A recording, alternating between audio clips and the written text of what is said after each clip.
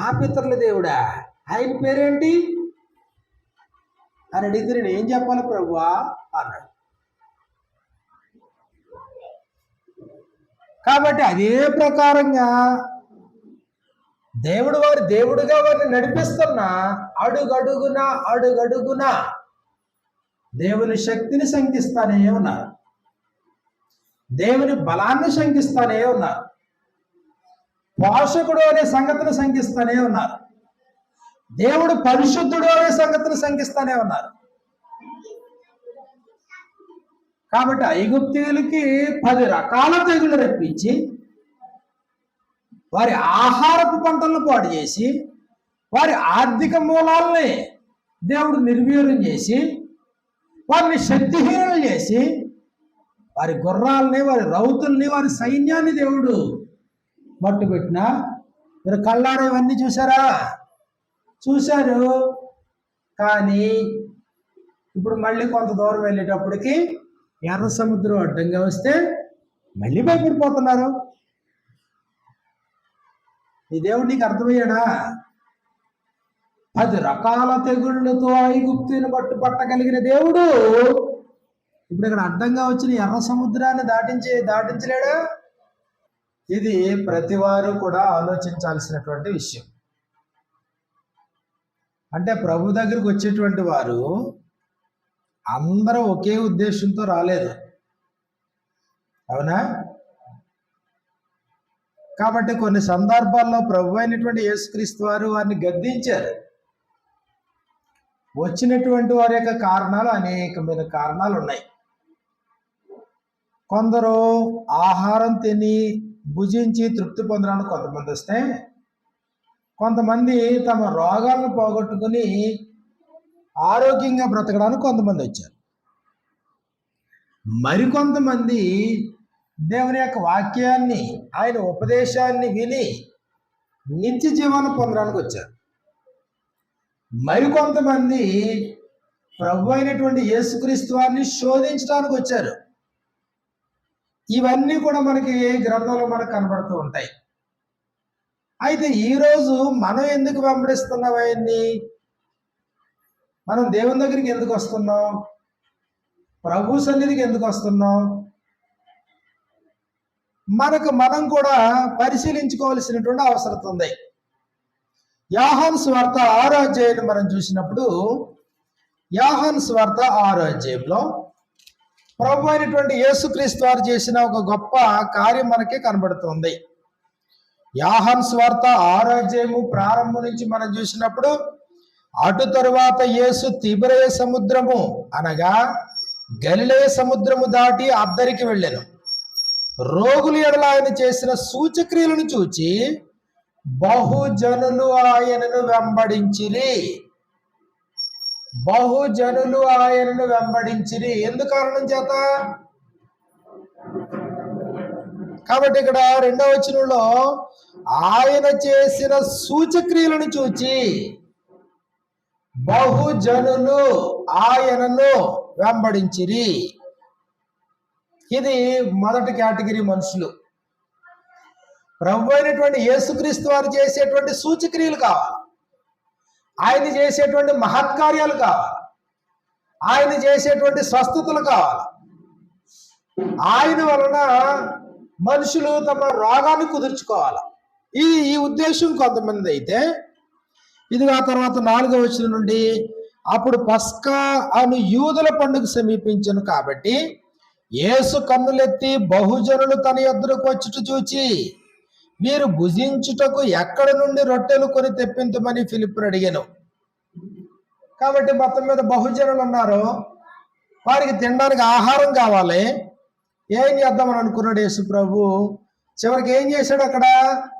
ఇదిగో 9వ వచనంలో, ఎక్కడ ఉన్న ఒక చిన్నవాని యొద్ద 5 యవల రొట్టెలు 2 చిన్న చేపలు ఉన్నవి గాని ఎంతమందికి ఇవి ఏమాత్రమని ఆయనతో అడుగుగా, యేసు జనులను కూర్చుండబెట్టుడని చెప్పాను. కాబట్టి అక్కడ ఇంచుమించు 5,000 మంది పురుషులు ఉన్నారు. 11వ వచనంలో, యేసు ఆ రొట్టెలు పట్టుకొని కృతజ్ఞతాస్తుతులు చెల్లించి కూర్చున్న వారికి వడ్డించెను.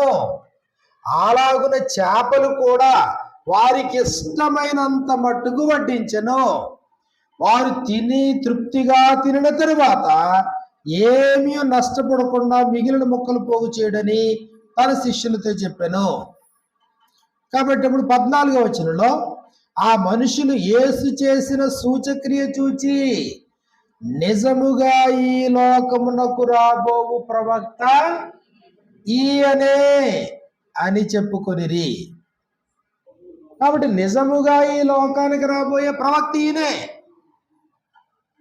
5 రొట్టెలు 2 చిన్న చేపలు తీసుకుని 5,000 మందికి ఆహారాన్ని పంచి చేపలు కూడా వారికి ఇష్టమైనంత వరకు వడ్డించి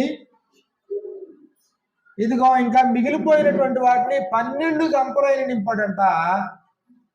కాబట్టి ఇక్కడ మన పరిస్థితిని మనం గమనించేటప్పుడు యేసు ప్రభు అద్భుతమైనటువంటి సూచక్రియ చేశాడు. ఇప్పుడు ఆడికి వచ్చిన మనుషులందరికీ హ్యాపీయేనా? చాలా హ్యాపీ. అయితే అందులో కొంతమంది అనుకున్నారు, అబ్బా 5 రొట్టెలు 2 చిన్న చేపలను ఎంతమందికి సమృద్ధిగా ఆహారాన్ని పెట్టగలిగిన ఇలాంటి వ్యక్తి మనకు రాజుగా ఉంటే ఎంత బాగుంటుంది అని ఆలోచించారు. అదిగో 15వ వచనంలో మనకి ఇలా రాయబడింది. యోహాను సువార్త 6వ అధ్యాయము 15వ వచనంలో రాజుగా చేయుటకు వారు వచ్చి తన్ను బలవంతముగా పట్టుకొని పోచున్నారని యేసు ఎరిగి, బలవంతాన్ని రాజుని చేద్దాం. ఎందుకు ఈయన రాజుగా ఉండాలి? ఇలాంటి వాడు రాజు అయితే ఆ రాజ్యంలో ఏమైనా కరువు ఉంటుందా? రాజ్యంలో ఏమైనా అనారోగ్య పరిస్థితులు ఉంటాయా? ఆహారపు కొరత ఉంటుందా? మాకు ఇలాంటి వాడు తప్పనిసరిగా మాకు రాజు అవ్వాలి, ఇది కొంతమంది పట్టు. కాబట్టి ఆయన వద్దొద్దు అన్నా కానీ బలవంతాన్ని పట్టుకొని ఆయన రాజుని చేద్దామనే డిసైడ్మెంట్కి వచ్చారు. తను బలవంతముగా పట్టుకొని రాజును చేయడానికి వారు ఉద్దేశించినప్పుడు ఇదిగో ఇప్పుడు ఆయన వెంటనే యేసు ఎరిగి మరలా కొండకు ఒంటరిగా వెళ్ళాను. యేసు ప్రభు అక్కడి నుంచి తప్పించుకున్నాడు, వెళ్ళిపోయాడు. ఇది ఆ రోజు జరిగినటువంటి సంఘటన. కాబట్టి ఇప్పుడు ఆ రోజు జరిగినటువంటి సంఘటనలో మొట్టమొదటి సంఘటన యేసు ప్రభు చేసేటువంటి సూచక్రియలు చూడడానికి వచ్చారు జనాలు. 2, ఆయన పెట్టినటువంటి భోజనాన్ని తిన్నారో తృప్తి పడ్డారు. 3, అలాంటి వ్యక్తిని రాజుగా చేయాలని వారు ఒక నిర్ణయానికి వచ్చారు. అయితే ప్రభు అయిన యేసు ఎన్ని ఎరిగినటువంటి వాడు కాబట్టి, హృదయాంతరంగాలు గుర్తించినటువంటి వాడు కాబట్టి, యేసు ప్రభు వారు ఎందుకు ఈ లోకానికి వచ్చారో ఆయన ఎరుగుదుడు కాబట్టి సింపుల్గా యేసు ప్రభు ఏం చేశారంటే అక్కడి నుంచి తప్పించుకొని ఆయన వెళ్ళిపోయారు. ఇంకా ఆయన వెళ్ళిపోయిన తర్వాత ఎవరిళ్ళకి వాళ్ళు వెళ్ళిపోయారు. ఆ రోజంతా గడిచిపోయింది. సమృద్ధిగా భోజనం చేశారు. రొట్టెలు చేపలతో వారికి ఇష్టమైనంత మట్టుకు తిన్నారు. ఎవరిళ్ళకి వాళ్ళు వెళ్ళిపోయారు. తిన్నది కూడా అరిగిపోయింది. మరుసటి రోజు వచ్చింది. గత స్మృతులు మళ్ళీ వాళ్ళకి జ్ఞాపకం వస్తున్నాయి. గత స్మృతులు, నిన్న ఏం చేసాం? భలే భోజనం తిన్నాం. మరి ఈరోజు ఏం చేయబోతున్నాం?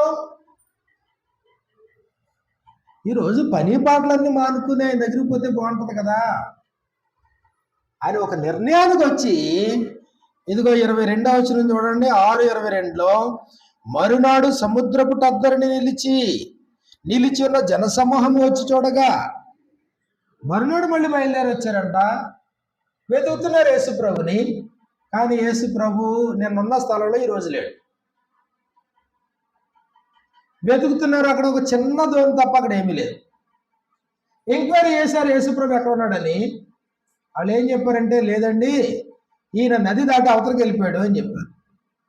వెతుక్కుంటా ఇదిగో 25వ వచనంలో సముద్రపు టద్దరిని ఆయన కనుగొని, బోధకుడా నీవెప్పుడు ఇక్కడికి వచ్చితివని అడుగుగా, మొత్తం మీద నది అవతలకి వెళ్ళిపోయారు. వెళ్ళిపోయి, ప్రభువా ఎప్పుడు ఇక్కడికి వచ్చావు?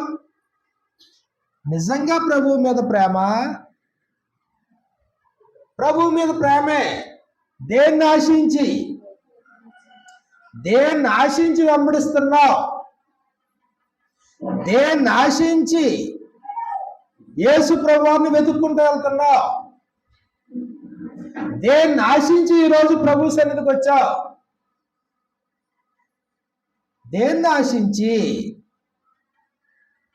అయితే ఆంతర్యం ఎరిగినటువంటి వాడు కదా ప్రభు.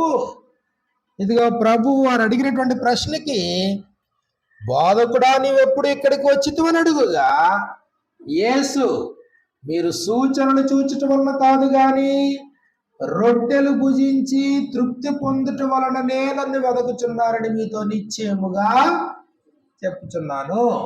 ఎందుకు వెతుకుతున్నారు మీరు నన్ను? రొట్టెలు భుజించి తృప్తి పొందటం వలననే మీరు నన్ను వెతుకుచున్నారు.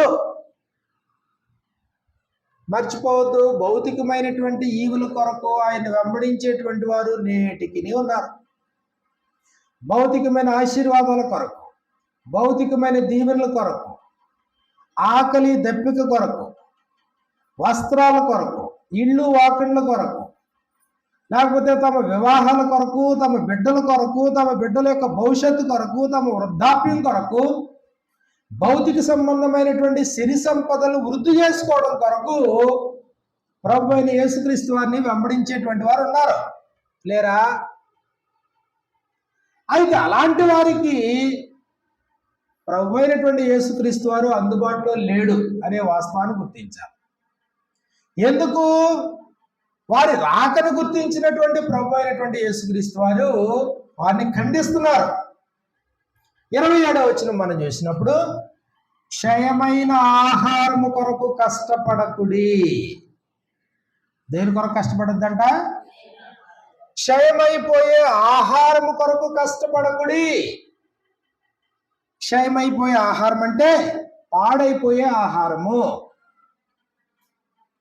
ఉదయం ఉండవనుకోండి, సాయంత్రానికి కంపు కొడుతుంది. రాత్రి ఉన్నటువంటిది పొద్దునికి కంపు కొడుతుంది.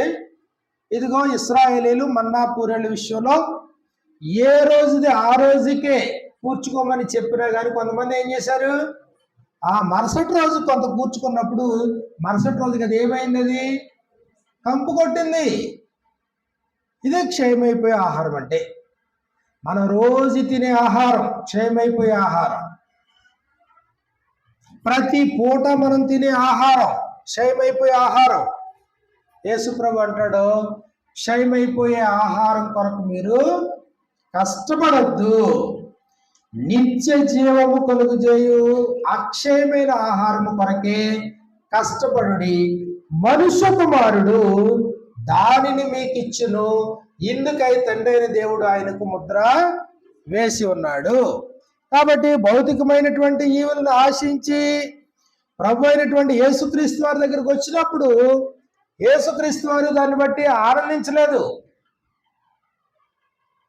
మత్తయి సువార్త 6వ అధ్యాయాన్ని మనం చూసినప్పుడు, మత్తయి సువార్త 6వ అధ్యాయంలో ప్రభు అయినటువంటి యేసుక్రీస్తుని వెంబడించేటువంటి మనుషుల్లో ఇదిగో 6వ అధ్యాయము 25వ వచనం నుండి మనకి ఇలా వ్రాయబడింది, అందువలన నేను మీతో చెప్పినది ఏమనగా, ఏమి తిందుమో ఏమి త్రాగుదుమో అని మీ ప్రాణమును గూర్చేయను, ఏమి ధరించుకొందుమో అని మీ దేహమును గూర్చేయను చింతింపకుడి. ఆహారము కంటే ప్రాణమును, వస్త్రము కంటే దేహమును గొప్పవి కావా? ఆకాశ పక్షులను చూడుడి, అవి విత్తవు, కోయవు, కొట్లలో కూర్చుకొనవు, ఆయనను మీ పరలోకపు తండ్రి వాటిని పోషించుచున్నాడు. మీరు వాటికంటే బహుశ్రేష్ఠులు కారా? మీలో ఎవడు చింతించటం వలన తన ఎత్తు మూరుడెక్కువ చేసుకొనగలడు?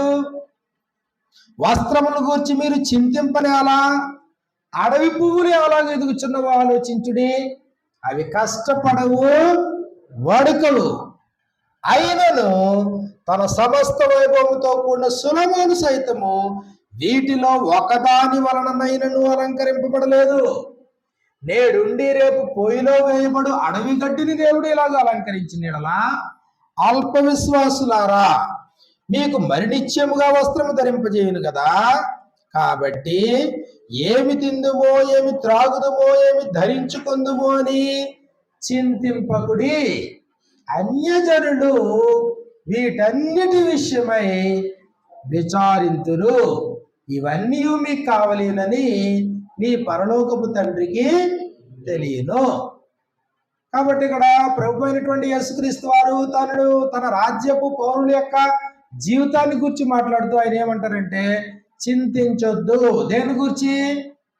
ఏమి తిందుమో, ఏమి త్రాగుదుమో, ఏమి ధరించుకుందుమో, ఏమి సంపాదించుకుందుమో అనేటువంటి చింత నీకొద్దు. మరి ఎవరు చింతిస్తారు దాని గురించి? అన్యజనులు వాటన్నిటి విషయమే విచారించరు. అంటే విషయాన్ని గుర్తించండి. మనం వచ్చింది ఎవరి దగ్గరికి? సర్వోన్నతుడైన దేవుని దగ్గరికి, మహాబలము కలిగినటువంటి తండ్రి దగ్గరికి, సర్వశక్తిమంతుడైనటువంటి దేవుని దగ్గరికి, పోషకుడైన తండ్రి దగ్గరికి వచ్చాం. పోషించే తండ్రి. మరి ఆ తండ్రి దగ్గరకు వచ్చి నువ్వు ఎందుకు చింతించాలి? స్వస్థపరిచేటువంటి తండ్రి దగ్గరకు వచ్చి నువ్వెందుకు నీ ఆలోచనను కుదించుకుని సంకుచిత భావంతో ఎందుకు చూడాలి ఆయన దగ్గర? ప్రపంచంలో ఉండేటువంటి జీవరాశులకు అన్నిటికీ ఆహారం పెట్టి పోషించగలిగిన సమర్థుడి దగ్గరకు మనం వచ్చాం. ఎందుకు విచారించాలి? ఇదిగో అబ్రహాము కుమారుడైన ఇస్సాకు, ఇస్సాకు కుమారుడైనటువంటి యాకోబు అవసాన కాలంలో ఉన్నప్పుడు వృద్ధాప్యలో ఉన్నాడు. అయితే ఆయన మంచాన్ని పట్టాడని యోసేపుకి వర్తమానం అందింది. ఆదికాండము 48వ అధ్యాయంలో మనం చూసినప్పుడు అక్కడ మనకి ఇలా వ్రాయబడింది.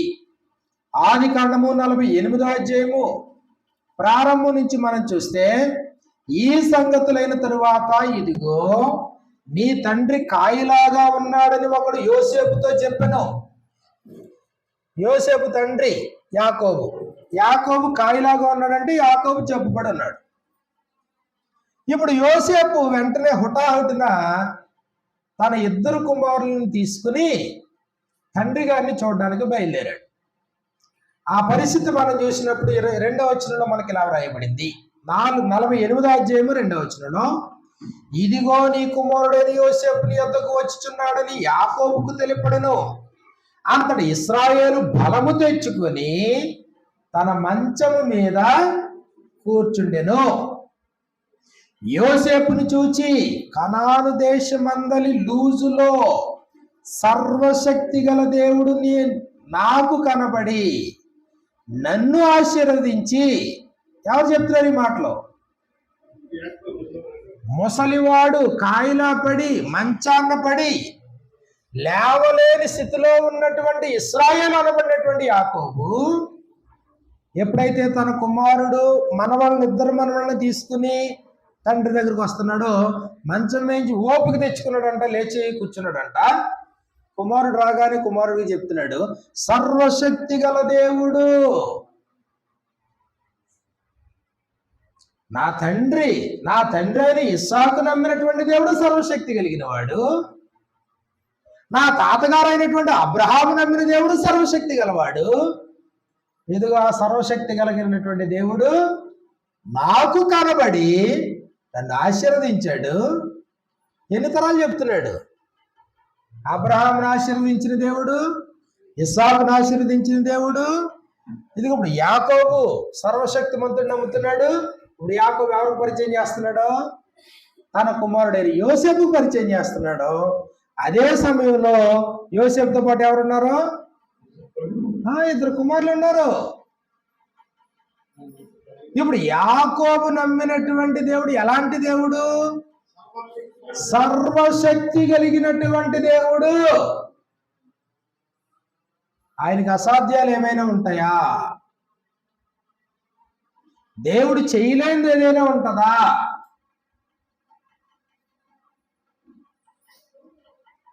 కాబట్టి అలాంటి దేవుని దగ్గరికి వచ్చావు అంటే అర్థం అది. సర్వశక్తిమంతుడైనటువంటి దేవుని దగ్గరికి వచ్చావు. మరి దిగులెందుకు, చింత ఎందుకు, భయం ఎందుకు, ఆందోళన ఎందుకు, పిరికితనం ఎందుకు? దేవుని దగ్గరికి వచ్చినటువంటి నీవు ఎందుకు దిగులు పడాలా? అన్న వస్త్రాల కొరక నువ్వు దిగులు పడేది, వెండి బంగారాల కొరక నువ్వు దిగులు పడేది,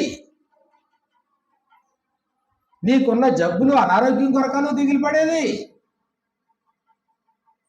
నిజంగా నువ్వు ఆయన దగ్గరకు వచ్చి నువ్వు దిగులు పడుతున్నావంటే ఆయన సమర్థతను నువ్వు అనుమానిస్తున్నావు అని అర్థం. దేవుని యొక్క శక్తిని నువ్వు శంకిస్తున్నావు అని అర్థం. అది దేవుడు తట్టుకోలేడు. కాబట్టి నువ్వు వచ్చావు, ఎవరి దగ్గరకు వచ్చావు నువ్వు గుర్తించు మొట్టమొదట. నువ్వు ఎందుకు వచ్చావో నువ్వు గుర్తించు మొట్టమొదట. ఇంకో కుమారుడితోనూ మనవాళ్ళతోనూ అనేక సంగతులు మాట్లాడిన తర్వాత 15వ వచనం నుంచి మనకి ఇలా వ్రాయబడింది. ఆదికాండము 48వ అధ్యాయము 15వ వచనంలో, అప్పుడు యోసేపును దీవించి, నా పితరులైన అబ్రహాము ఇస్సాకులు ఎవని ఎదుట నడుచుచుంటిరో ఆ దేవుడు నేను పుట్టినది మొదలుకొని నేటి వరకును, ఆ నేటి వరకు అంటే ఎంత? ఆయన వయసు ఎంత?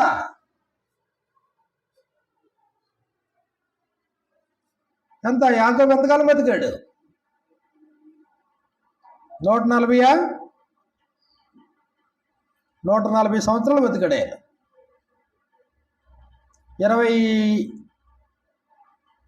49వ అధ్యాయంలో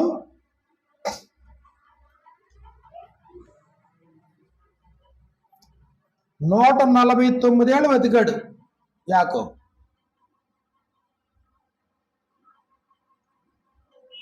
అయితే అలాంటి వయసులో ఈయన అంటాడు, ఇదిగో నేను పుట్టినది మొదలుకొని నేటి వరకు అంటే 149 ఏళ్ళు, సుమారు 140 సంవత్సరాలు. నేను పుట్టినది మొదలుకొని నేటి వరకును ఎవరు నన్ను పోషించెనో ఆ దేవుడు. అంటే దేవుడు అంటే ఎవరని చెప్తున్నాడు? పోషకుడు. దేవుడు పోషకుడు. ఎప్పటి నుంచి ఎప్పటి వరకునే?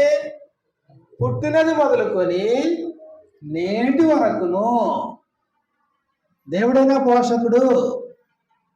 తల్లిదండ్రులు కాదా? పోషించేవాడు దేవుడా భర్త? పోషించేవాడు దేవుడా తల్లిదండ్రులా? పోషించేవాడు దేవుడా లేకపోతే నీ ఇంట్లో ఉన్న పెద్దోళ్ళ? కాబట్టి మర్చిపోవద్దు, పోషకుడు దేవుడు. పోషించేవాడి చెంత చేరాం, అది దేవుని దగ్గరికి వచ్చామంటే అర్థం.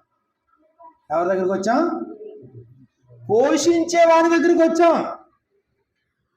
పోషించగలడా?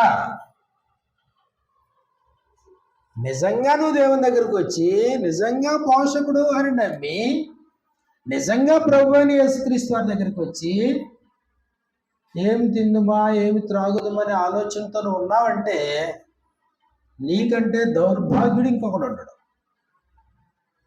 అది కొరింథీయులకు రాసినటువంటి మొదటి పత్రిక 15వ అధ్యాయంలో చెప్పబడిన సంగతే. కొరింథీయులకు రాసినటువంటి మొదటి పత్రిక 15వ అధ్యాయము 19వ వచనంలో మనకి ఇలా వ్రాయబడింది. కొరింథీయులకు రాసినటువంటి మొదటి పత్రిక 15వ అధ్యాయము 19వ వచనంలో, ఈ జీవిత కాలము మట్టుకే మనము క్రీస్తునందు నిరీక్షించు వారమైన ఎడల మనుషులందరికంటే దౌర్భాగ్యులమై పొందుము. ఈ జీవిత కాలం మట్టుకంటే ఈ జీవిత కాల ప్రయోజనం కొరకు మాత్రమే ప్రభువును ఆశ్రయిస్తే, ఈ జీవిత కాలం మట్టుకే క్రీస్తునందు నిరీక్షించు వారమైతే, కాబట్టి యేసు ప్రభు దాన్ని ఖండిస్తాడు, దేవుడు దాన్ని ఖండిస్తాడు, అపోస్తలుడు దాన్ని ఖండిస్తారు. మరి ప్రభు దగ్గరికి ఎందుకు రావాలి? దేవుని దగ్గరికి ఎందుకు రావాలి? లేదు నేను భౌతికమైన ఈవులను ఆశించే నేను వచ్చాను అంటే మనుషులందరికంటే నువ్వు దౌర్భాగ్యుడివి అన్నాడు. క్షయమైన ఆహారం కొరకే నేను పంపిస్తానంటే యేసుప్రభు అంటాడు, అది నా దగ్గర దొరకదు అన్నాడు. అక్షయమైన ఆహారం అయితే నా దగ్గర దొరుకుతుంది. లేదు, నేను భౌతికమైనటువంటి ఈవులు ఆహారం కొరకు వస్త్రాల కొరకు వెంబడించానంటే యేసుప్రభు అన్నాడు, ఆకాశంలో ఉన్న పక్షుల దగ్గరికి వెళ్ళు, అడవిలో ఉన్నటువంటి గడ్డి పువ్వుల దగ్గరికి వెళ్ళి చూడు అన్నాడు యేసుప్రభు. అల్ప విశ్వాసులారా అన్నాడు. అంటే ఇప్పుడు ప్రభు దగ్గరికి వచ్చేటువంటి మనం భౌతికమైనటువంటి అపేక్షతో కాదు అనేటువంటి సంగతిని మొట్టమొదటి గుర్తించాలి. భౌతికమైన ఈవులు కాదు. ఎందుకు కాదు అని అంటే మత్తయి సువార్తలో మనం చూసినప్పుడు వారు ప్రార్థనను గూర్చి ప్రార్థన ఎలా చేయాలో ప్రభు నేర్పించినటువంటి సందర్భంలో మనం చూస్తే అన్యజనుల యొక్క ప్రార్థన ఉంది. అదే ప్రకారంగా మీరు ఎలా ప్రార్థన చేయాలి అనేది ప్రభు అయినటువంటి యేసుక్రీస్తు వారు అక్కడ చెప్పడం జరిగింది. 7వ వచనం నుండి, మత్తయి సువార్త 6వ అధ్యాయము 7వ వచనం నుండి మనకి ఇలా వ్రాయబడింది, మరియు మీరు ప్రార్థన చేయనప్పుడు అన్యజనుల వలె వ్యర్థమైన మాటలు వచింపవద్దు. విస్తరించి మాటలాడుట వలన తమ మనవి వినబడని వారు తలంచుచున్నారు. మీరు వారి వలె ఉండకుడి. మీరు మీ తండ్రిని అడుగక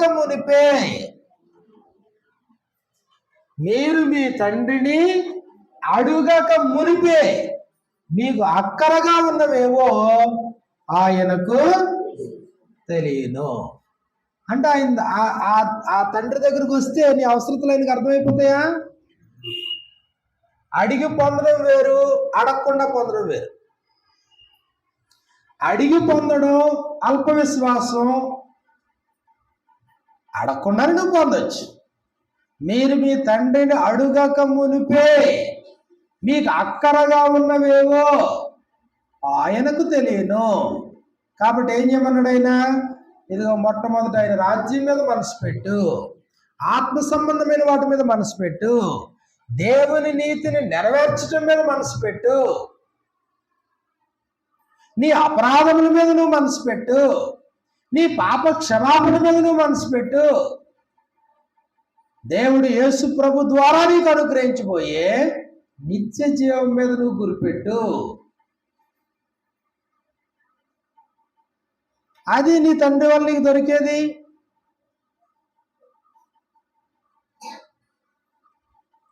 చాలా సందర్భాల్లో తండ్రి దగ్గరికి వస్తాం, కానీ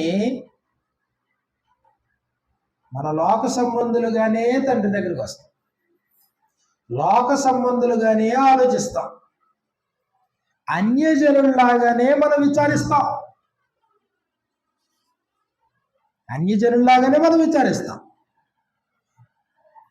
అన్యజనులు విస్తరించి మాట్లాడినట్లుగా విస్తరించి దేవుణ్ణి అడుగుతూ ఉంటాం. మన అక్కర్లన్నీ, అక్కర్లో ఆత్మ సంబంధమైన ఏమైనా ఉంటాయా? మనం అడిగేటువంటి ప్రార్థనలో ఆత్మ సంబంధమైనటువంటి ప్రయోజనకరమైన ఏమైనా ఉంటాయి? అందులో నీ పాపాల గురించి కానీ, పాప క్షమాపణ గురించి కానీ, నీ రక్షణ జీవితాన్ని గురించి కానీ, లేదా నీ ఇంటి వారి యొక్క రక్షణ గురించి కానీ, నీ చుట్టూ ఉన్నటువంటి సమాజం యొక్క రక్షణ భాగ్యాన్ని గురించి కానీ అందులో విషయాలు లేకుండా అన్నీ ఏముంటాయి? తండ్రి నన్ను దీవించు, నా బిడ్డలను దీవించు, నా భార్యను దీవించు, నా అన్నను దీవించు, లేకపోతే నా ఇంటి వారిని దీవించు, దీవించు దీవించు దీవించు దీవించు.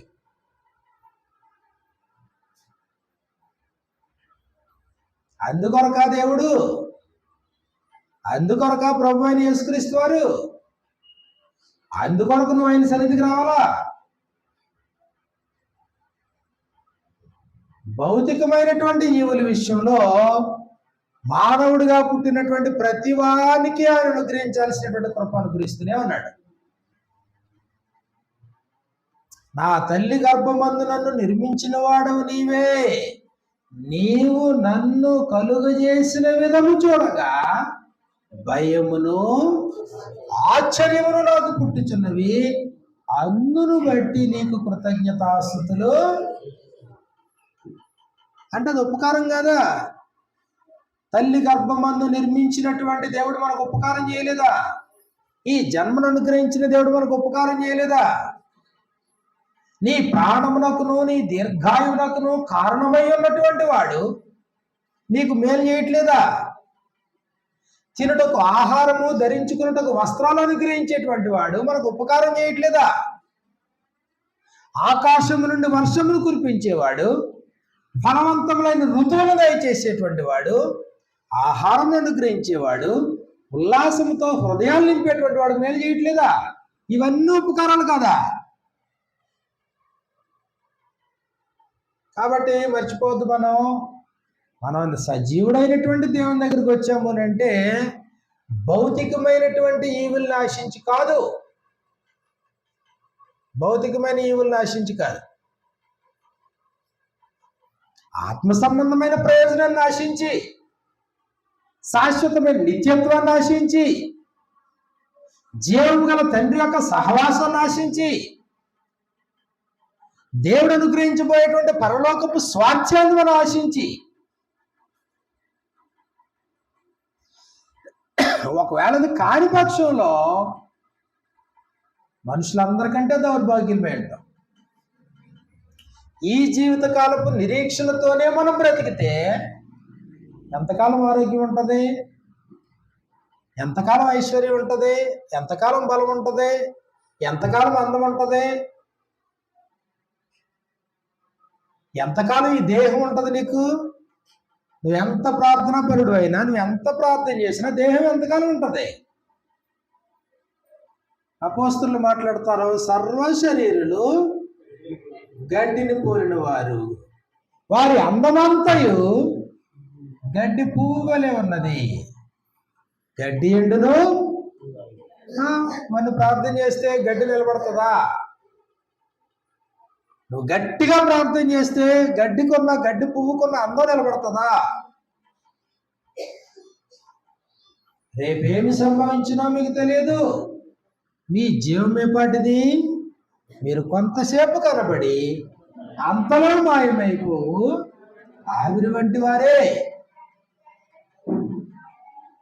నువ్వు భౌతికమైనటువంటి జీవితాన్ని అపేక్షించేదానికి దేవుని దగ్గరికి వచ్చావనుకోండి, రేపేం సంభవిస్తుందో నీకు తెలియదు. మరి అప్పుడు నీ భక్తి వృధా అయిపోతున్నట్టే కదా.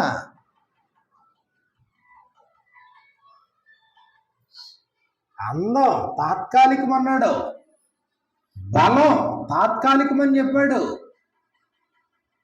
దేహంలో మనం జీవించేటువంటి ఈ బ్రతుకు తాత్కాలికం అన్నాడు దీన్ని.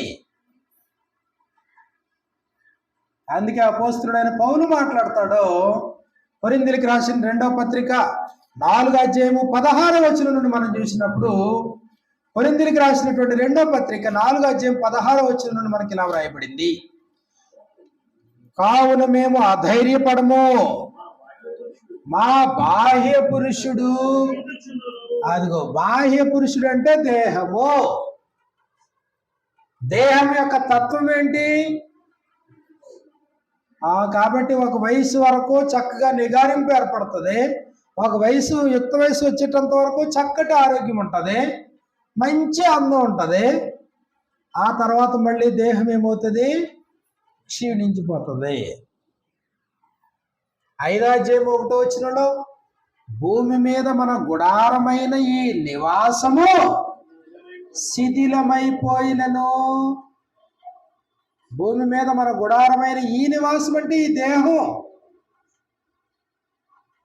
దేహం యొక్క తత్వం ఏంటి? శిథిలమైపోయేది దేహం యొక్క తత్వము. మరి ఈ దేహం కొరకే నువ్వు ఆయన నమ్ముకుంటే, మరి ఇప్పుడు దేహం శిథిలమైపోతే మళ్ళీ వెనక్కి వెళ్ళిపోతావా? నీ బలం కొరకే నువ్వు ఆయన నమ్ముకుంటే, మళ్ళీ నువ్వు శక్తిహీనుడు అయిపోతే మళ్ళీ వెనక్కి వెళ్ళిపోతావా? ఆరోగ్యం కొరకే నువ్వు ఆయన నమ్ముకుంటే,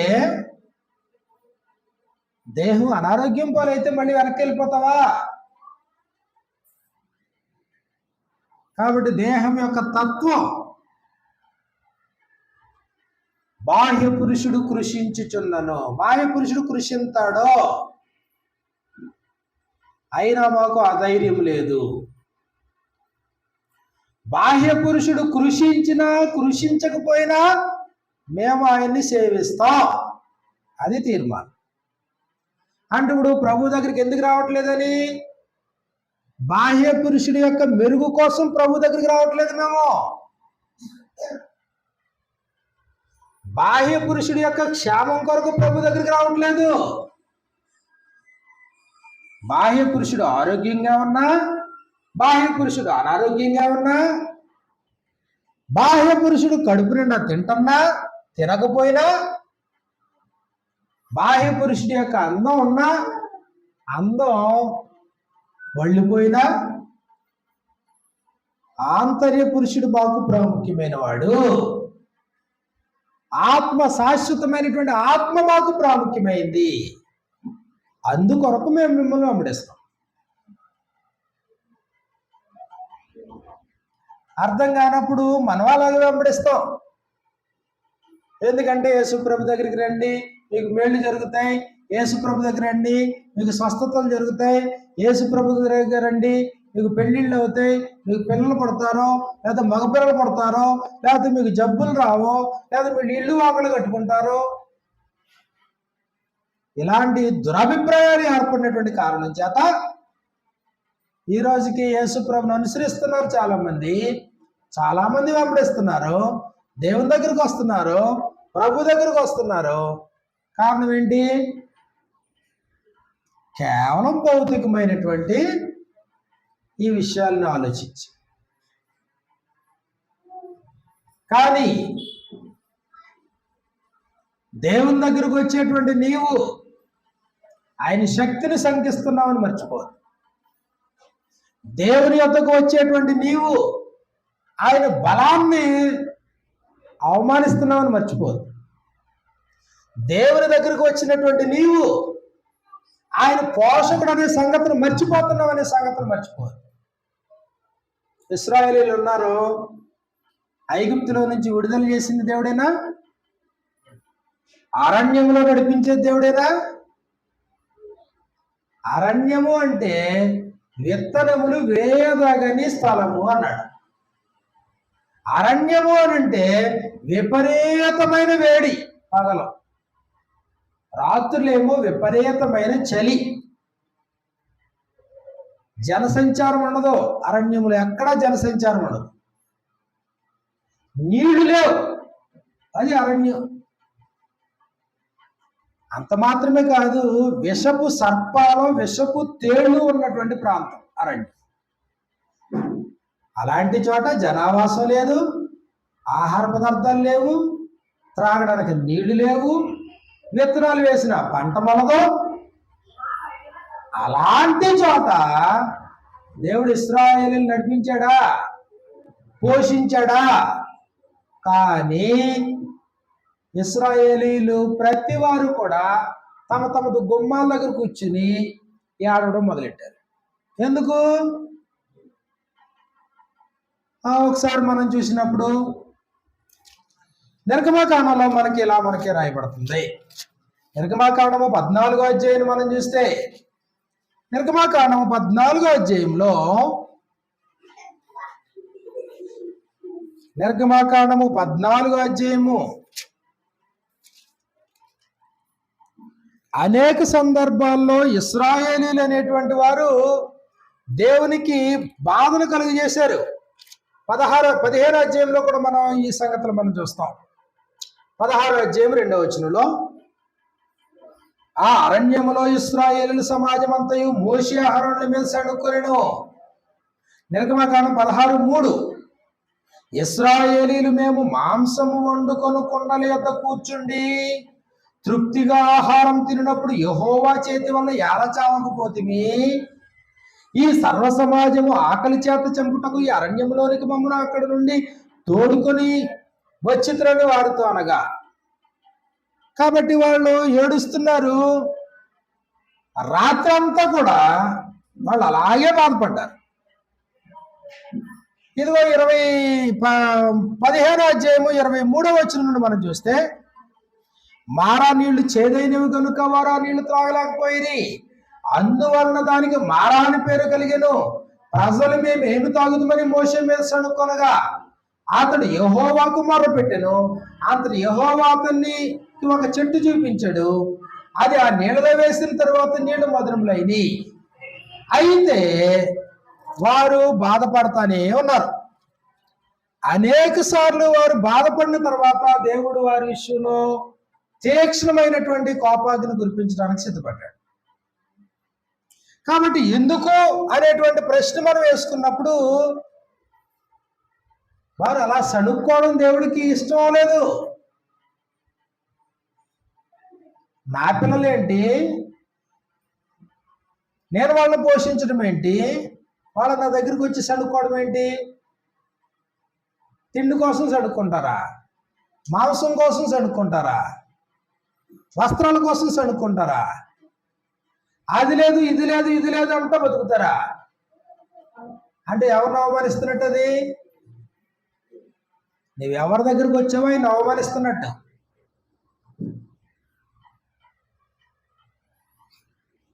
నీవు ఎవరి దగ్గరికి అయితే వచ్చావో నువ్వు ఆయన అవమానిస్తున్నట్టు దాని అర్థం. నువ్వు వచ్చింది సర్వశక్తిమంతుడి దగ్గరికి, నీవు వచ్చింది పోషకుడి దగ్గరికి, నీ వచ్చింది నువ్వు అడక్క ముందే నీ అవసరతలన్నీ గుర్తించగలిగినటువంటి తండ్రి దగ్గరికి, నీ వచ్చింది ప్రపంచంలో ఉండేటువంటి జీవరాశులకన్నిటికీ ఆహారం పెట్టేటువంటి తండ్రి దగ్గరికి వచ్చావు. ఆయన శంకించొచ్చా? ఆయన శక్తిని అవమానించవచ్చా? ఆయన బలాన్ని తక్కువ చేయొచ్చా? మితి లేనటువంటి ఆయన ప్రజ్ఞను అనుమానించవచ్చా? కాబట్టి హెబ్రీయులకు రాసినటువంటి పత్రికలో చెప్తాడు, దేవుని యొద్దకు వచ్చేవాడు. హెబ్రీయులకు రాసిన పత్రిక 11వ అధ్యాయంలో మనం చూసినప్పుడు, హెబ్రీయులకు రాసినటువంటి పత్రిక 11వ అధ్యాయంలో 6వ వచనం మనకి ఇలా వ్రాయబడింది. హెబ్రీయులకు రాసిన పత్రిక 11వ అధ్యాయం 6వ వచనంలో, విశ్వాసము లేకుండా దేవునికి ఇష్టడై ఉండుట అసాధ్యము. దేవుని యొద్దకు వచ్చేవాడు ఆయన ఉన్నాడనియు తన్ను వెదకు వారికి ఫలము దయచేవాడని నమ్మవలను కదా. ఇప్పుడు అబ్రహాము దేవుని దగ్గరికి వచ్చాడు. దేవుడు ఏం చెప్తే చేశాడంతే. దేవుడు ఏమన్నా ముందుగా ప్రామిస్ చేశాడా? ఏమీ లేదు. గ్యారంటీగా నీ జీవితం ఇలా ఉంటుందని చెప్పలేదు. అయినప్పటికీ అబ్రహాము దేవుని నమ్మెను, అది అతనికి నీతిగా ఎంచబడింది. అబ్రహాము కుమారుడని ఇస్సాకు అలాగే దేవుడు నమ్మాడు. యాకోబు అలాగే నమ్మాడు. యాకోబు తర్వాత యోసేపు అలాగే నమ్మాడు. యోసేపు కుమారులు వాళ్ళు అలాగే నమ్మారు. ఆ తర్వాత ఐగుప్తుకు పోయినటువంటి ఇదిగో సంతానం, యాకోబు సంతానం 400 సంవత్సరాలు ఐగుప్తులో ఉన్న తర్వాత వాళ్ళు దేవుడు ఎవరో ఎరగకుండా పోయారు. దేవుడు ఎవరో తెలియదు, ఆయన పేరేంటో తెలియదు, ఆయన చేసేటువంటి ఉపకారాలు ఏంటో తెలియదు. అందుకని ఇప్పుడు వీళ్ళు దేవుడికి మొర్ర పెట్టుకోవడం మొదలుపెట్టారు. ఎవరో ఐగుప్తుల చేత ఇదిగో బాధింపబడుతున్నటువంటి ఇశ్రాయేలీలు దేవుడికి మొరపెట్టుకోవడం మొదలుపెట్టారు. మొరపెట్టుకున్నారా? మొరపెట్టుకున్నారు. దేవుని దగ్గరికి వచ్చారు, మొరపెట్టుకున్నారు. కానీ ఆ దేవుడు ఎవరో తెలియదు, ఆ దేవుని పేరేంటో తెలియదు, ఆ దేవుడు ఎలాంటి వాడో తెలియదు, ఆయన ఎంత శక్తిమంతుడో తెలియదు, ఆయన ఎంతటి పరిశుద్ధుడో తెలియదు. కానీ దేవుని మొరపెట్టుకున్నారు. నిర్గమకాండం 1వ అధ్యాయాన్ని మనం చూసినప్పుడు, నిర్గమకాండము 1వ అధ్యాయంలో మనకి ఇలా వ్రాయబడింది. నిర్గమకాండము 1వ అధ్యాయంలో 11వ వచనం మనం చూస్తే, కాబట్టి వారి మీద పెట్టిన భారములలో వారిని శ్రమ పెట్టుటకు వెట్టి పనులు చేయించే అధికారులు వారి మీద నియమింపగా వారు ఫరో కొరకు ధాన్యాదులు నిలువ చేయి పీతోము రామ్సేసును పట్టణములు కట్టిరి. 13వ వచనంలో ఇశ్రాయేలీయుల చేత ఐగుప్తీయులు కఠినముగా చేయించుకున్న ప్రతి పని కఠినముగా ఉండెను. వారు జిగటమంటి పనిలో, ఇటుకల పనిలో, పొలంలో చేయ ప్రతి పనిలోనూ కఠిన సేవ చేయించి వారి ప్రాణములను విసిగించిరి. కాబట్టి వారు ఇప్పుడు దేవుడిని ఆశ్రయించారు. 2వ అధ్యాయం మనం చూసినప్పుడు 23, 24 వచనాలు మనకి ఇలా వ్రాయబడింది. నిర్గమకాండము 2వ అధ్యాయము 23వ వచనంలో అలాగున అనేక దినములు జరిగిన మీదట ఐగుప్తు రాజు చనిపోయెను. ఇశ్రాయేలీయులు తాము చేయుచున్న వెట్టి పనులను బట్టి నిట్టూర్పులు విడిచుచు మొర్ర పెట్టుచుండగా తమ వెట్టు పనులను బట్టి వారు పెట్టిన మొర దేవుని యొద్దకు చేరెను. వారు మూలుగులను దేవుడు విన్నాడు. రైటే, నువ్వు ఎవరికి మొర పెడుతున్నావు? ఆయన శక్తి తెలుసా నీకు? ఇశ్రాయేలుకి తెలుసా? తెలియదు. మొర పెడుతున్నారు, మూలుగుతున్నారు, ఆయన అడుగుతున్నారు, కానీ ఆయన ఎవరో తెలియదు. ఆయన శక్తి ఎలాంటిదో తెలియదు. ఆయన ఎంతటి బలాఢ్యుడో తెలియదు. కానీ మొరపెట్టడం అయితే మొరపెట్టారు. మరి దేవుడు జోక్యం చేసుకున్నాడు అంటే చేసుకున్నాడు. ఇదిగో 3వ అధ్యాయంలో 3వ అధ్యాయము 7వ వచనంలో మనకి ఇలా వ్రాయబడింది. నిర్గమకాండము 3వ అధ్యాయము 7వ వచనంలో మరియు యెహోవా ఇట్లనెను, నేను ఐగుప్తులోనున్న నా ప్రజల బాధను నిశ్చయముగా చూచితిని. పనులలో తమ్మును కష్టపెట్టి వారిని బట్టి వారు పెట్టిన మొర వింటిని. వారి దుఃఖములు నాకు అవి వాళ్ళు మొరపెట్టిన తర్వాత తెలిసినయా? మొరపెట్టకపోయాయని తెలుసా? వాళ్ళు మొరపెట్టకపోయినా తెలుసు. అది దేవుడు అంటే. నీ కష్టం తెలీదా? నీ కన్నీళ్ళు తెలీదా? నీ వ్యాధం తెలీదా? నీ బాధ తెలీదా? నీ అవసరం తెలీదా? దేవునికి తెలీదా? అన్నీ తెలుసు ఆయనకి. కాబట్టి దేవుడు అబ్రాహాముతోనే చెప్పాడు కదా ముందుగానే, నీ సంతతి వారు తమది కాని పరదేశమునందు నివసించి 400 ఏళ్ళు వారు వీరిని శ్రమ పెడతారు.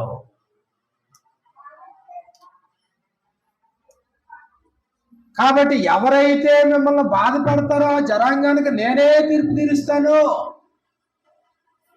అక్కడి నుంచి వారు మిక్కిలి ఆస్తితో తిరిగి వస్తారని చెప్పాడా?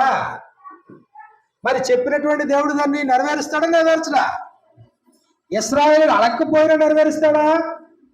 తప్పనిసరిగా నెరవేరుస్తాడు. ఆయన మాట ఇచ్చాడు కాబట్టి తప్పడం. ఆది కాండంలో మనం చూసినప్పుడు, ఇది ఆది కాండంలో తమది కాని సంతతి వారు 15వ అధ్యాయము 15-16 వచనాల్లో మనకి ఇలా వ్రాయబడింది. 15వ అధ్యాయం 13 నుంచి, ఆది కాండము 15వ అధ్యాయం 13 నుండి, ఆయన నీ సంతతి వారు తమది కాని పరదేశమునందు నివసించి నీ సంతతి వారు ఆ దేశపు వారికి దాసులుగా ఉందరు. వారు 400 ఏళ్ళు వీరిని శ్రమ పెట్టుదురు. వీరు ఎవరికి దాసులవుదురో ఆ జనానికి నేను తీర్పు తీరుస్తాను. తరువాత వారు మిక్కిలి ఆస్తితో బయలుదేరి వచ్చెదరు. నీవు క్షేమముగా నీ పితలు ఎద్దకు పోతావు అంటే ముందుగానే చెప్పాడు కదా, చెప్పాడు. కానీ దేవుడు జోక్యం చేసుకునేటంత వరకు వీళ్ళు ఆగలేదు. వీళ్ళు ఏం చేశారు? దేవునికి మొరపెట్టుకోవడం మొదలుపెట్టారు. దేవుని దగ్గర నిట్టూర్పులు విడుస్తున్నారు, దేవుని దగ్గర రోధిస్తున్నారు. దేవుడు జోక్యం చేసుకున్నాడంట. స్వయంగా దేవుడు దిగిపోయాడు. అయితే ఇప్పుడు దేవుడు ఏం చేయాలి? ఇప్పుడు తన సేవకుడైన మోషేను ఎవరైతే ప్రార్థన చేస్తున్నారో వారి మధ్యలో పంపించాడు. నిర్గమకాండం 3వ అధ్యాయం మనం చూసినప్పుడు 13వ వచనంలో మనకి ఇలా వ్రాయబడింది. నిర్గమకాండము 3వ అధ్యాయము 13-14 వచనాల్లో, మోషే చింతగించుము, నేను ఇశ్రాయేలీయుల యొద్దకు వెళ్ళి వారిని చూచి మీ పితరుల దేవుడు మీ యొద్దకు నన్ను పంపినని వారితో చెప్పగా, అయ్యా నువ్వు కోరినట్లుగానే నేను వెళ్తాను వాళ్ళ దగ్గరికి వెళ్ళి ఏం చెప్తాను? మీ పితరుల దేవుడు నన్ను మీ యొద్దకు పంపించాడు అని చెప్తాను. అలా చెప్పినప్పుడు వారు ఏమడుగుతారు? వారు ఆయన పేరేమని అడిగిన ఎడలా, అంటే ఆయన పేరేంటో తెలియకుండానే ఆయన దగ్గరికి వెళ్ళావా? ఆయన శక్తి ఏంటో తెలియకుండానే ఆయన ప్రార్థన చేసావా? ఆయన ఎంతటి బలాఢ్యుడో తెలియకుండానే దేవుని సన్నిధికి వెళ్ళావా?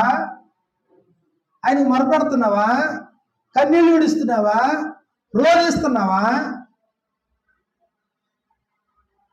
చాలా సందర్భాల్లో మన అజ్ఞానం ఇలాగే ఉంటుంది.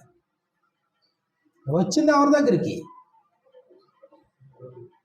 అలాంటి దిగులు, చింత, ఆందోళన, భయం, పిరికితనం ఉండకూడదు. నువ్వు నమ్ముతున్నది ఎవరిని ఆశ్రయించావు? ఒక బొమ్మను ఆశ్రయించుతున్నావా? ఒక విగ్రహాన్న? కాదు, సృష్టింపబడిన దాంట్లో దేనిలో దాన్ని పూజిస్తున్నావా? నువ్వు మొక్కుతున్నది ఒక పశువుని కాదు, ఒక జంతువుని కాదు, ఆకాశంలో ఉండే సూర్యచంద్రుని కాదు, బొమ్మను కాదు. నువ్వు పూజిస్తున్నది, నువ్వు సేవిస్తున్నది, నువ్వు ఘనపరుస్తున్నది, మహింపరుస్తున్నది జీవము కలిగినటువంటి దేవుణ్ణి, బలవంతుడైన తండ్రిని, పోషకుడైనటువంటి యెహోవాను, సర్వశక్తిమంతుడైనటువంటి దేవుణ్ణి. ఇదిగో తీరా వాళ్ళు కోరినట్లుగా నేను వాళ్ళ దగ్గరికి వెళ్తాను, మీ పితరుల దేవుడు నన్ను మీ దగ్గరికి పంపించాడు అని అడిగితే వాళ్ళు అడుగుతారంటే, ఇప్పుడు ఏమని అడుగుతారు? వాళ్ళు అక్కడికి వచ్చిన తర్వాత మోషే మీద ఆహారాన్ని మీద అడుక్కోవడం.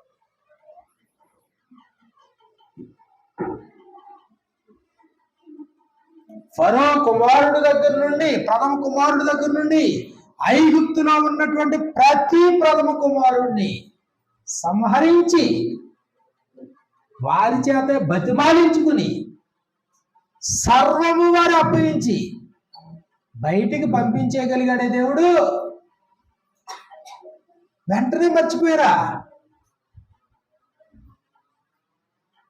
మన దేవుని దగ్గరకు వచ్చామంటే నువ్వు ఎవరి దగ్గరకు వచ్చావో మొట్టమొదటి గుర్తించు. నువ్వు వచ్చింది ఒక మానవ మాతృడి దగ్గరికి కాదు, వచ్చింది ఒక ఎమ్మెల్యే దగ్గరికి కాదు, ఒక ఎంపీ దగ్గరికి కాదు, ఒక మినిస్టర్ దగ్గరికి కాదు, ఒక ముఖ్యమంత్రి కాదు, ప్రధానమంత్రి కాదు. వచ్చింది సర్వశక్తిమంతుడైన దేవుని దగ్గరికి వచ్చావు. ఆయనకి అసాధ్యాలు ఏమైనా ఉంటాయా? దేవుడు నేను చేయలేను అన్నది ఏమైనా ఉంటుందా? ఒక మనిషి దగ్గరికి వెళ్ళామనుకోండి, మనిషి అంటాడు నాకు అంత ఓపిక లేదండి, నేను చేయలేని పని అంటాడు. నీ శక్తి మించిన వాడిగా అనుకోండి, మనిషి రిజెక్ట్ చేస్తాడు. ఒక ఎమ్మెల్యేకి పరిధులు ఉంటాయి, ఒక మినిస్టర్కి కూడా పరిధులు ఉంటాయి, ఒక ముఖ్యమంత్రికి కూడా పరిధులు ఉంటాయి, ఒక ప్రధానమంత్రికి కూడా పరిమితులు ఉంటాయి. అని వచ్చింది ఎవరి దగ్గరికి? ఏదో పాలు తేళ్లు ప్రవహించేటువంటి కనాను దేశంలోనికి మిమ్మల్ని ప్రవేశపెడతానన్నాడే. చివరికి అంతా అయిపోయింది. ఇశ్రాయేలీలో ముఖ్యమైన వారిని అందరినీ తెచ్చుకుని ఇప్పుడు దేవుడు కనాను చూడడానికి 40 దినాలు పరిశీలించి రండి అన్నాడు. ఏమి లేదు, అక్కడ మనుషులు ఎలాంటి వాళ్ళు, అక్కడ పంటలు ఎలాంటివో, అక్కడ భూభాగాలు ఎలాగున్నాయో ఇవన్నీ మీరు జాగ్రత్తగా పరిశీలించుకుని రిపోర్ట్ తీసుకుని రండి అన్నాడు. వెళ్ళారు, 40 రోజులు అయిపోయింది, మళ్ళీ వెనక్కి తిరిగి వచ్చారు. తిరిగి వచ్చిన తర్వాత వాళ్ళ పరిస్థితి ఏంటి? చెడ్డ సమాచారం చెప్పారు. తమ పిరికితనాన్ని బయటెట్టుకున్నారు, అభద్రతా భావాన్ని నెలకొల్పారు. మనుషులందరి బుర్రలోనికి, అందరి హృదయాల్లోనికి పిరికి మంది వేశారు. వాళ్ళ ఉన్నత దేహులు, వాళ్ళ దృష్టికి మేము మిడతల్లాగా ఉన్నాం, మా దృష్టికి మేము అలాగే ఉన్నాం, మనం జయించలేము. నువ్వు ఏ దేవుని దగ్గర ఉన్నావు? నీ తండ్రి ఎవరు? యుద్ధం ఎవరిది? యుద్ధం నువ్వు చేస్తావా? నీ దేవుడు చేస్తాడా? నీ పక్షం నీ దేవుడే యుద్ధం చేస్తాడో మర్చిపోయావా?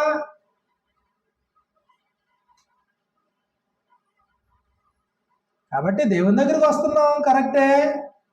ఆ దేవుని శక్తి అర్థమైందా? మితిలేని ఆయన ప్రజ్ఞ అర్థమైందా? ఆయన జ్ఞానం అర్థమైందా? పోషకుడు అనే సంగతి అర్థమైందా? పరిశుద్ధుడు అనే సంగతి అర్థమైందా? యుద్ధం చేసేవాడు ఆయనే అనే సంగతి అర్థమైందా? తను ఆశ్రయించే వారికి ఏ మేలు కొదువుగా ఉండదనే సంగతి అర్థమైందా? అది అర్థం అవ్వకపోతే మన భక్తి వృధా, మన జీవితం వృధా. మనం ఎలా ఉంటామంటే కేవలం తాత్కాలికమైనటువంటి సుఖభోగాలను అనుసరించి వాటి కొరకే ఆయన వెంబడించినట్టుగా ఉంటారు.